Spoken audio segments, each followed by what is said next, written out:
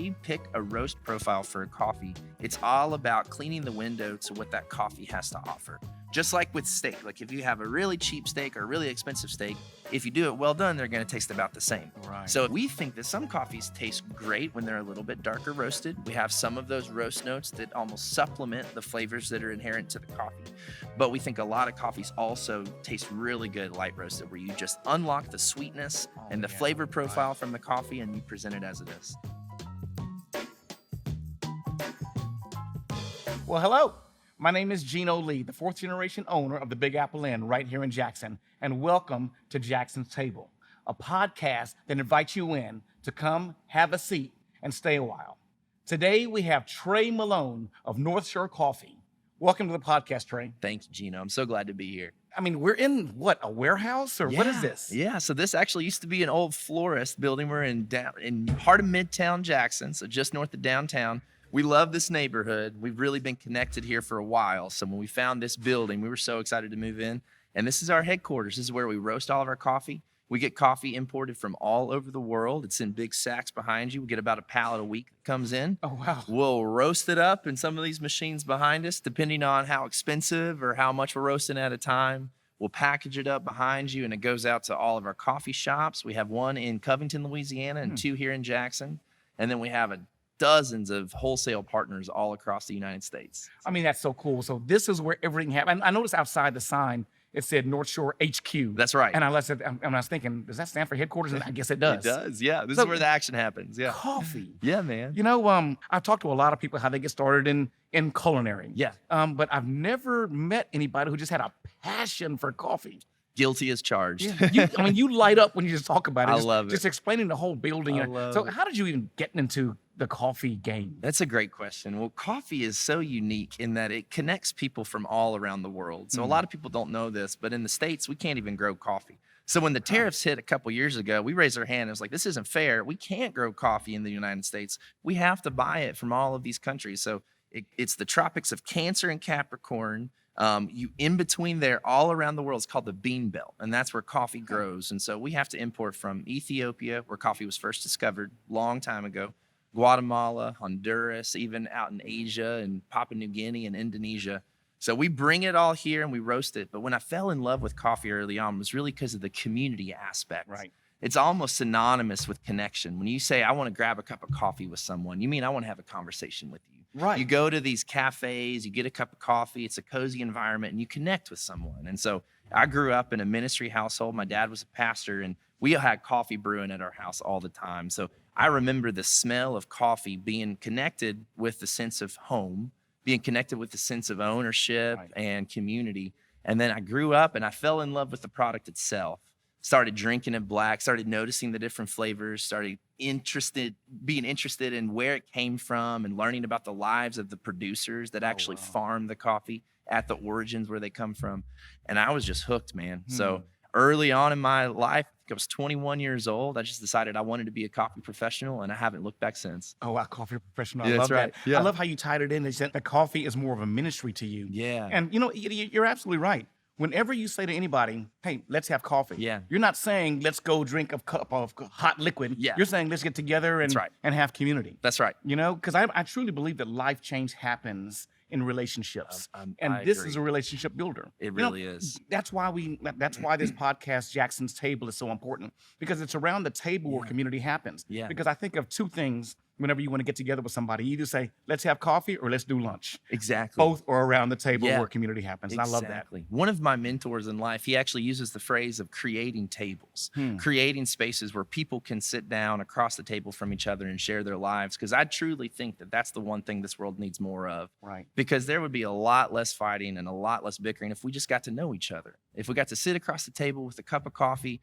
a beverage, or a plate of food and hear our life stories. And so that's what drew me to the whole concept of the third space, right? So coffee being kind of a conduit for that third space where it's not your home, it's not your work, but it's somewhere else where you go to know and be known. And I think coffee is a great vehicle for that. Oh, man. So right here in Jackson, Trey, you have a few things. You have your roastery here. Yep. Is that right? It's called the roastery? The roastery, okay. Yep. And then you have an actual a store. Yep. Which is in the district? We have two, actually. stores. So we have one at the district at Eastover, And then we opened that in February of last year. And then 30 days after that, we opened up our second one. And that's in Belhaven, where I actually live. Me and my family live down the street from this one. So the one in the district's called North Shore Specialty Coffee, and the one in Belhaven is called Cultivate Coffee Project. We gave that a different name because we're partnering with the brewery in Belhaven, Fertile Ground, to start that coffee shop. And so, yep, they're both just amazing, incredible places that we are able to really host people. And the concept of hospitality in your hometown is so important. And the gift that it's given me as being a business owner, of being able to present things that I find beautiful to people and to watch the community that happens around it, is something that's just incredible. Right. Trey, I love your passion. I love your passion when you talk about, but when I look at you and when I hear you talk about passion, I talk about coffee, I see more than just passion. I'm seeing purpose. Yeah. You know what I mean? That's right. Yeah. And I see you with North Shore Coffee, North Shore Roastery, and your 100 other businesses. Yeah. It's about purpose. It's about creating community and about, that's just so cool, man. It is so cool, man. This is an honor to sit with you Man, and talk about thank this. you, brother. Well, I am an avid follower of Jesus, and I thought I wanted to be in ministry, but I found out early in my life that God was calling me to coffee as my ministry, and using this product as a way to connect people, because I do believe that's where the kingdom of heaven actually takes root in people's hearts, is through conversation, is through connection. That's right. So this is my calling and my purpose in life. Well, you're definitely in ministry. I mean, this is the mission field. Amen, you're actually in the mission. I mean, hey, this location of the roastery, you're in the mission field. You know what I mean? Intentional, So yeah. that's so good. Well, I'm so excited about this, and I see these great products here. Yeah. Tell me exactly what we have here, and what do we what are the treats you have for us today? Well, so we import dozens of coffees from all around the world. And so what we'll do is we'll get a coffee from a specific farm at a specific country somewhere in the world. And then we'll do two things. We'll serve it as its own. So in the coffee industry, we call this a single origin. So this came from one country, one producer. So one farmer that probably got it from his great-great-granddaddy that started making coffee a long time ago. And then they'll sell it to us. And then we'll do that. We'll sell it as it is, but we'll also blend it in with other components and make blends. And so if you've heard coffee blends, it's coming from a couple different origins. So we sell single origin coffees and blends. And so today I have two special coffees that I wanted to make for you to try. And then what you're drinking right now is one of our blends. This is our Tempest blend. And so this is a darker roasted coffee. In the South, we really like our dark roast coffee. It's those bold flavors. And what we love about coffee is some of the natural, the term terroir is this French term that comes from a taste of the soil or a taste of place, right? It's the thought of any agricultural product is a component, or it's a collection of the components of what made it. The weather patterns, the soil, where it was grown, how high the altitude was, where the farm is. And so when we taste coffee from a single origin, we're tasting some of those components in the flavor. And then when we make a blend, we're taking those flavors and we're mixing them together like a chef would with the dish. Right. And we're presenting something that we can actually present year over year. So the thing is that this coffee, when this harvest is out, when we run out of this harvest, it's going to taste a little different next year. So which is really interesting and cool about offering single origin coffees, but we also want to have our espresso in our coffee shops taste the same year over year. So what we do is we get different origins to blend in to create the same flavor profiles. You'll find this in the bourbon industry as well. So you have a master blender that takes barrels from different parts of the rick house to create a flavor profile because the barrels all taste different. But you'll also see in the bourbon industry, they have single barrels, and those are all a little unique. You might get a single barrel bottle from, Old Forester or something, and it tastes different each time you buy it. But then if you buy just their standard blends, then it is the same because you have a blender mixing them together. So behind me is our head roaster, Robert, and that's his job, is to find the flavors from all over the world and make sure they're consistent year over year. So how does Robert taste that? I mean, how does he? Great question. Because I'd have a hard time. Yeah. But my palate is not made for this. That's a little bit different than last year. Yeah, that's a great question. So in the coffee industry, we call it cupping. So what we do is we actually don't make a cup of coffee of each of these flavors, but we'll call a producer or an importer and they'll send us a sample. And we have a very small roaster that roasts just 50 grams at a time.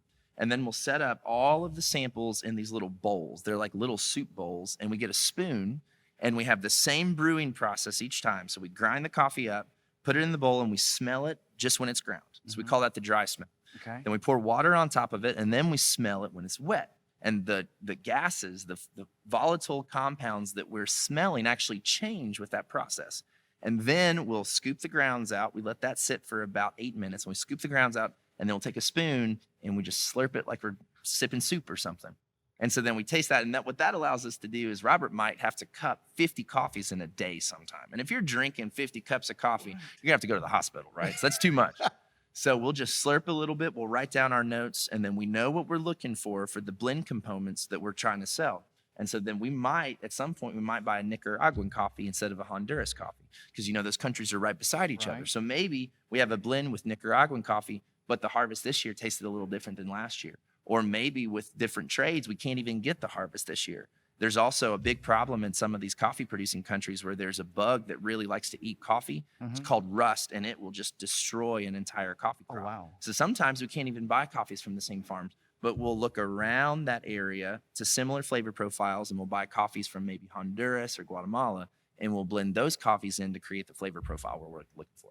That's amazing. It's Yeah. almost like a coffee sommelier, kind of like It is. Yeah, absolutely. It's the same thing. Well, you're taking me to school today. Thank you for that. I love talking What are we about going to coffee. try? How are we going to do this? Yes. So what we're going to do is I'm going to go and brew these. I wanted them to be fresh for you. So it's going to take me about 5 minutes to brew these. But we're going to try Honduran coffee. And so we're going to go through 2 different coffee processes. So what a lot of people don't know is that most people don't even know that coffee is roasted. It's just something black that they put in their cup in the morning just for a pick-me-up.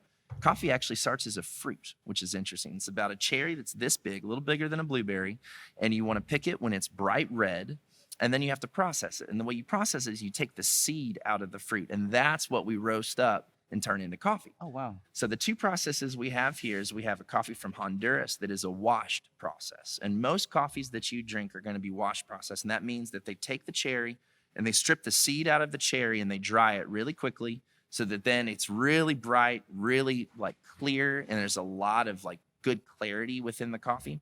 And then there's another process where this is called a natural, and this one's from Brazil. This is a farm that we've been working with for a long time.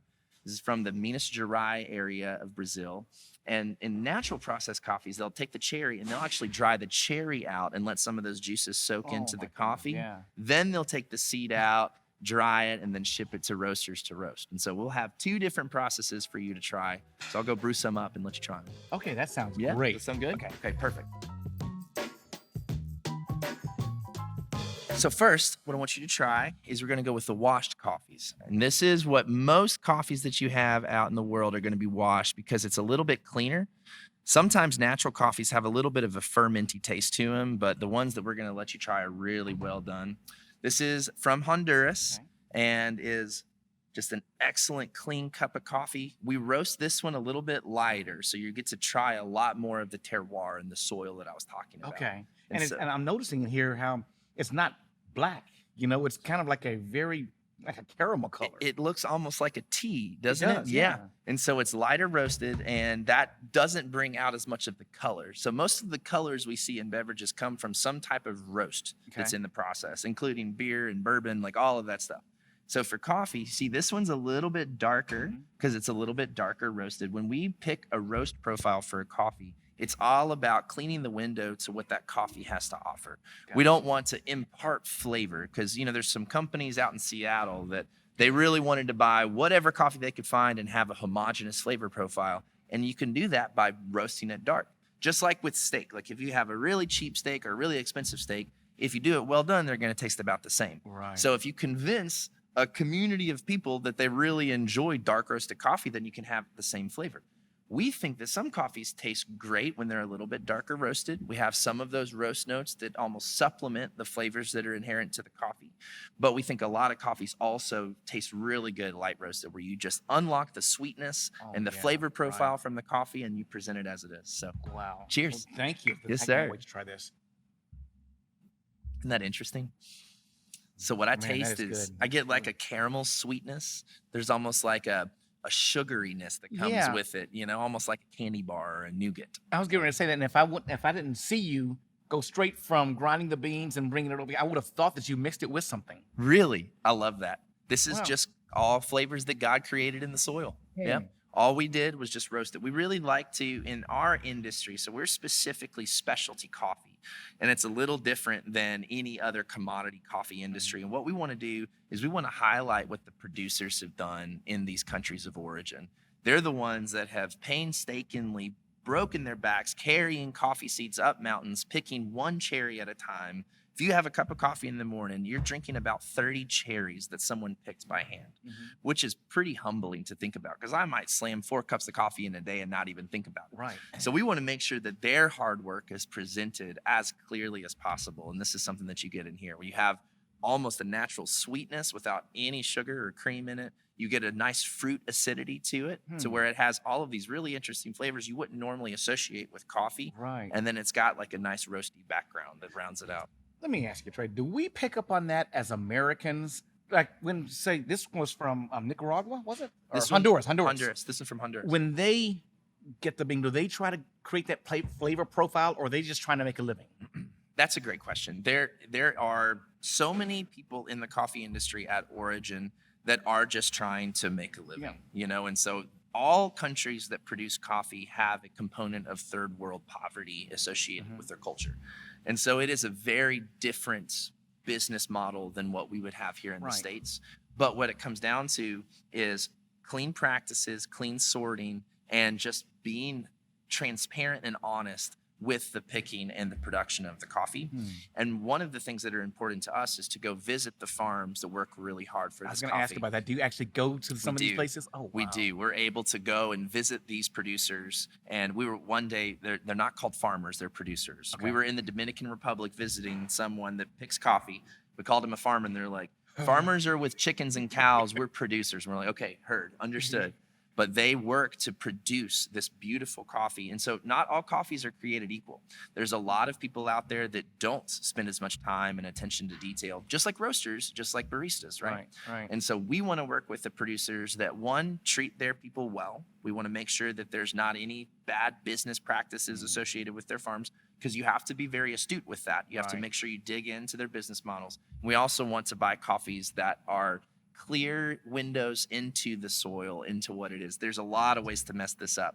And so when we present a cup of coffee to a customer, we want to make sure that they're tasting the best possible product across the supply chain. So, well, I'm sold on this one. This one's really It's good. delicious. I can't wait to try the next one. it's really good. Okay. All right, so this one is from Brazil. We're going to use the same cup? I just Yep. pour mine in here. Pour it in here. Okay. This is a natural process coffee. So I was telling you earlier, this is when the cherry is picked off of the tree and it goes to there's either big patios, these big concrete slabs that they'll let it bake in the sun, or there's an African method of where they have these tents with raised beds. So they'll have these nylon tarps that are strapped over these frames, and then they'll just lay the coffee out and have some fans circulating air through it to dry out the moisture of the coffee. So when you pick it, it's obviously got a lot of moisture and a lot of fruit juice because it's an actual fruit, and it will start fermenting within about 6 hours. And you don't want it to ferment because then that creates all of these off flavors. You want the fermentation for the coffee to be controlled and under the right circumstances so you don't create these bad flavors. So you have a very short amount of time to pick it and get it to the processing mill to make sure that it's dried properly. So this coffee is picked, and as a cherry is dried out to where those juices soak up into the coffee bean, and you got a lot more brightness, a lot more fruit acidity. Brazil is the largest producer of coffee in the world. Oh, really? Produces 26% of the global supply of coffee, which is wild. Yeah. If you think about that compared to any other country, the next country beside that only produces about 8%. So it is the largest producer in the world. And actually, every year, the way that we buy coffee is based upon like a global commodity exchange. And the crop in Brazil every year sets that commodities exchange because they're so impactful to the global trade of coffee. So a lot of the coffees in Brazil are not the highest quality. And so it took a lot of work for us to find an excellent coffee from this great country. So I'm going to let you try this one as well. So this is from the Minas Gerais region of Brazil, from a farm called Vila Boa. And their processing is incredible. The way that they treat their people is awesome. They're actually carbon neutral, which means that they're not even carbon neutral, they're carbon negative. So they actually take out emissions from the air rather than putting them into it, which is pretty incredible. So excellent farming practices. This is Vila Boa Brazilian coffee. Okay. So you get a little bit more brightness, a little bit more of those fruit notes. It's kind of more well-rounded. You like this one better? And I think I would, because this was the best cup of coffee I've ever had before in my life right here. And that's, oh man. Isn't that great? Flavorful. This one is a baseline for our espresso, and for several of our blends, we use the flavors that you get from this coffee as components for so many of the coffees we serve in our coffee shops. Uh, it's delicious. So, This is amazing. Now, out of all the coffees you do, which you probably do hundreds, hundreds. and you blend hundreds and making up new flavor profiles, do you have a favorite that you like? It's a good question. It's sometimes I feel like someone asking me if I have a favorite kid, Right. which it's like I really can't. I do have a favorite region, but it's not fair. So there's one country has cheated from the industry, and it's the birthplace of coffee. The nation of Ethiopia is where all coffee in the world actually came from. So a long time ago, when coffee was first discovered, it was only natural to Ethiopia. And since then, over the thousands of years of production, the trees have just been transported to all other countries. And Ethiopia still has the best soil and the best coffee. And what's interesting, they don't even have the best like production or harvesting practices. I would say that the country of Colombia probably has the best harvesting, milling, and production practices, but Ethiopia has the best soil. So Ethiopian coffee is my favorite, but it's not really fair. Like, give it another 1,000 years and Colombia might be right on its tails. Well, in 1,000 years, I can't wait to try that. That's right. We'll be in heaven drinking the best coffee ever. There you go. That's right.